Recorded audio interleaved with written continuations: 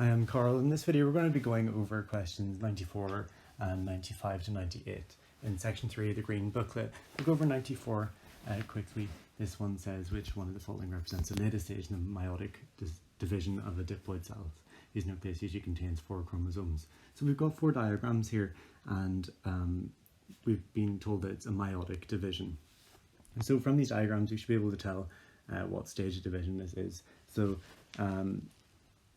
given that it's a diploid cell, so 2n equals 4, this tells us that because we've only got 4 single chromosomes here instead of in their pairs, and this is going to be anaphase 2. If we look at number 2 now, this looks like metaphase 1. This will be anaphase 1. And then this looks more like mitosis. We were told this is a meiotic division, which explains why we've only got sort of the 1 here in the second half and the 2 chromosomes in this. So that means that the latest stage in this case will be this one, which is answer A. Moving on to 95 now, which is unit 31. This one's a pretty complicated chemistry question. We've got some choline ions and we're told that's important in the transmission of nerve impulses. The chemistry of this is that it's a quaternary ammonium ion, as the nitrogen atom has 4 organic groups attached to it, and so it has this positive charge you can see here. 95 says consider chemical 1. There are 3 alkenes that it could produce when heated with a base. And we've given the 3 of them here, which is options 2, 3 and 4. We were told that the alkene formed in the greatest proportion is the one that is least substituted with alkyl groups. So that's an important one. So that's how we can work out what the major product of this would be. The one that's least substituted with alkyl groups. Okay, so what does that mean? When we're looking at the alkene group here, which I'll draw here, which is this carbon-carbon double bond, the least substituted with different alkyl groups.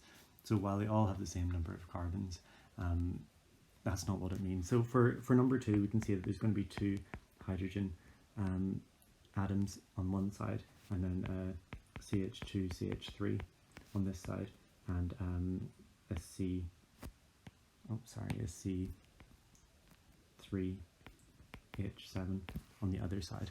If we compare this to the other ones, we've got they're more substituted with alkyl groups because some of these hydrogens are going to be replaced with, for example, a CH group or a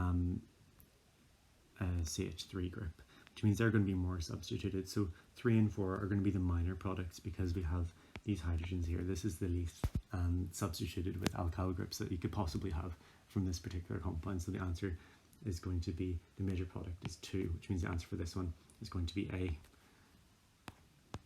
96 is the complicated one. It says the only alkene produced when choline hydroxide is heated with the base could be hydroxyethylene, but it immediately ranges to form acetaldehyde. The reason for this is what? So ethylenes do not have any isomers in their structure, and I'll draw out what the structure is here. We can see it's CH2, CHOH, and there's no forms of isomers for this because we only have these 2 carbon atoms, and that's why it's the only alkene that could be produced. So the answer for this one is going to be B. Now 97 is, I think, a little bit tricky. We should really understand what's going on in these reactions in converting this to these products, and I'll talk through how to work that out. So 97 gives us the product, and we're asked what quaternary ammonium ion could give this product if heated with an excess base, and the conditions provided. So I've drawn them all out here, as you can see, and I think it's worth going through and thinking what would happen if you heated them with this excess base at 100 degrees C. Now, if you've not covered this reaction before, it's okay, because we've been given the example, and what basically happens is this N group is taken away, and that bond is formed then with the least substituted group, and that forms the major product. Now that might not make much sense, but I'll show you what I mean. So we've got this big long hydrocarbon chain on the left hand side, so let's draw that out first. we've got CH3, CH2, CH2, CH2. And that's bonded to this carbon atom, which is then attached to this nitrogen. Now, as I said, this carbon atom has this nitrogen removed from it. So you can think of it as just sort of disappearing away like this. And it means we've got one extra bond to form. We'll form it with the least substituted carbon group, which is going to be this one here. So let's draw in that carbon. Remember, this carbon here is the same as this carbon here. And we've got C, H, and then a CH3 group. And we've got our hydrogen, which is this one here. Over here, these hydrogens are the same. So that would be the product that would be produced. That's the major product of this reaction, which is different to the one that was given, so it's not going to be A. If we look at B, then we're doing the same thing again. Let's get rid of this nitrogen group and think about what carbon this carbon will bond with then. So again, we've got our long hydrocarbon group here, so we'll draw in our CH2s, and this will bond. This is the carbon here. Okay, so we've got one extra bond to form. So which of these two will it form a bond with? Well, it'll be the one that's least substituted with alkyl groups, or the shortest one. So that'll be this group here. So that carbon is the same as this carbon here, which means we've got two hydrogens on either side, and CH2, CH3 group here. Is that the same as up here? No, not quite. So this would be the major product that's formed, which is different to the one we were looking for. So it's not going to be this. What about C? Well, again, what we're going to do is we're going to take away our nitrogen group here, and we have an extra carbon bond that can form here. And which one is it going to form with? Now, we've got three identical groups, so it doesn't matter.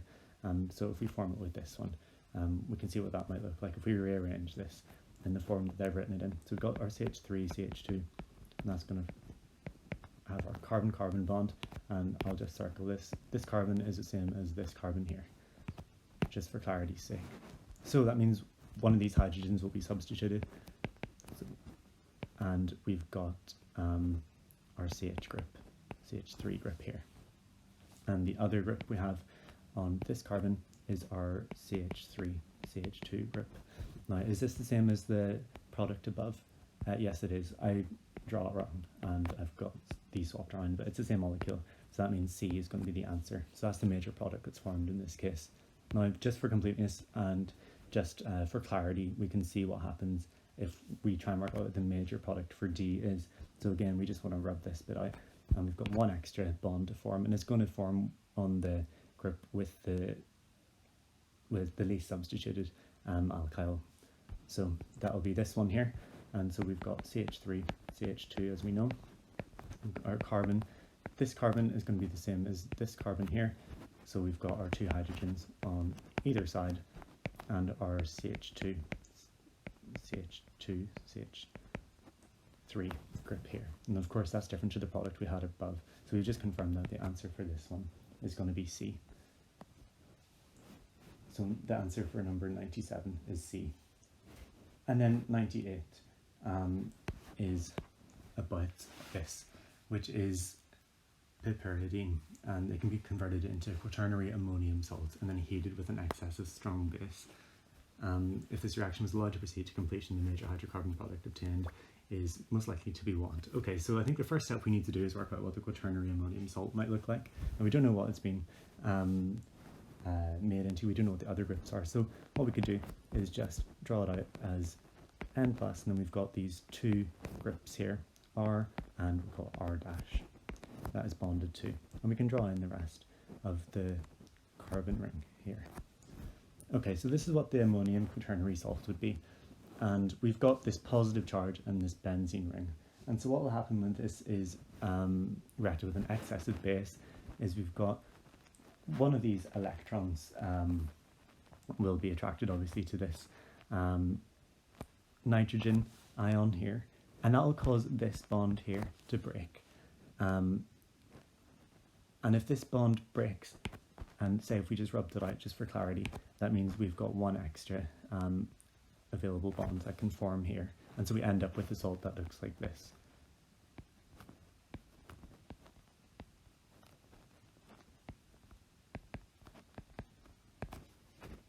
and that's sort of following the trend we had before. And if we were to look to name that, we wouldn't name it A, B, C, or D here. So we said the answer for 98 was going to be D. So that was, I think, a pretty challenging chemistry question, but looking at the example we were given, I think it's manageable. So I really